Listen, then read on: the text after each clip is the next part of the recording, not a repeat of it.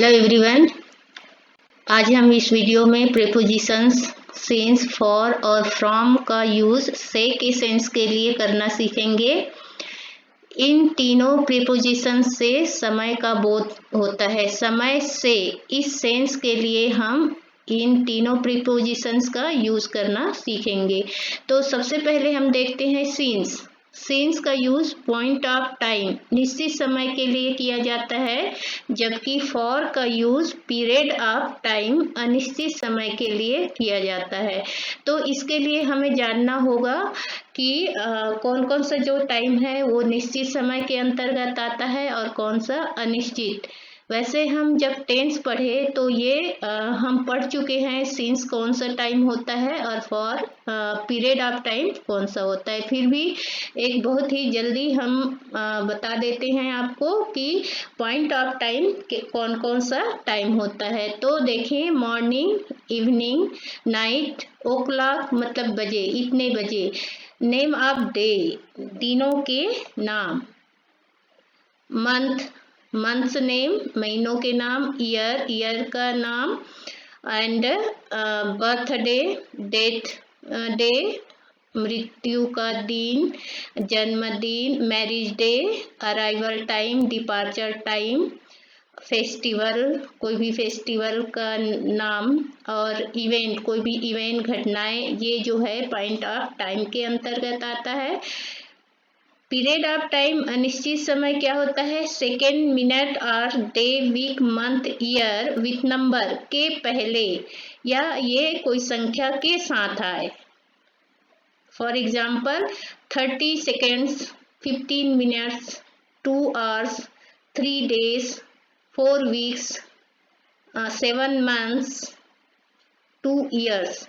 तो second, minute, hours, day, week, month, year के पहले कोई संख्या हो तो वो पीरियड ऑफ टाइम के अंतर्गत आता है। इसके अतिरिक्त ago, long ago, many days, many months, many weeks, many years, several days, several months, several weeks, ये भी पीरियड ऑफ टाइम के अंतर्गत आता है।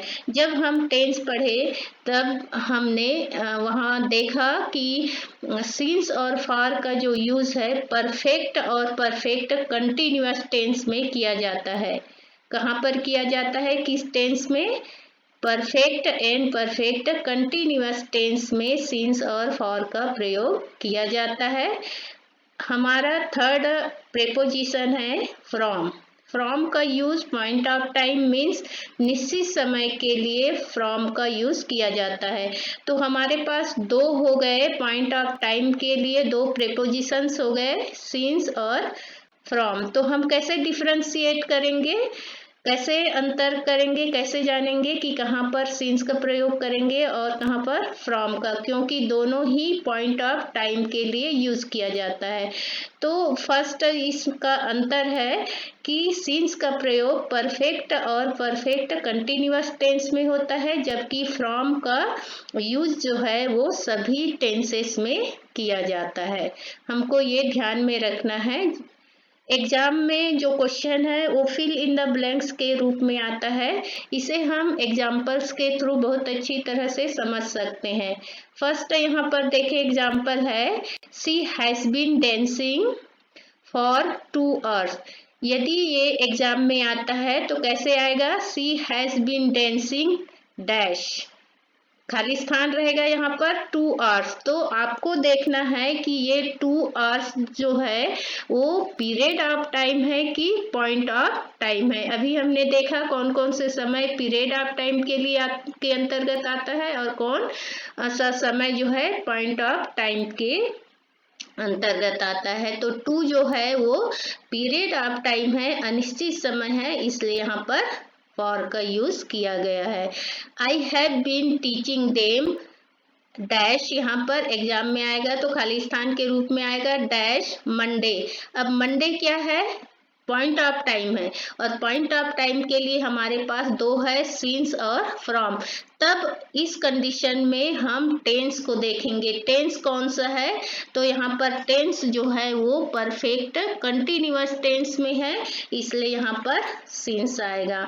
I have been teaching them 1993 मतलब कोई भी सन जो है वो भी पॉइंट ऑफ टाइम के लिए आएगा और ये परफेक्ट कंटिन्यूअस टेंस है, इसलिए यहाँ पर since. She has been absent Monday, Monday point of time और ये परफेक्ट टेंस में है, इसलिए यहाँ पर सिंस।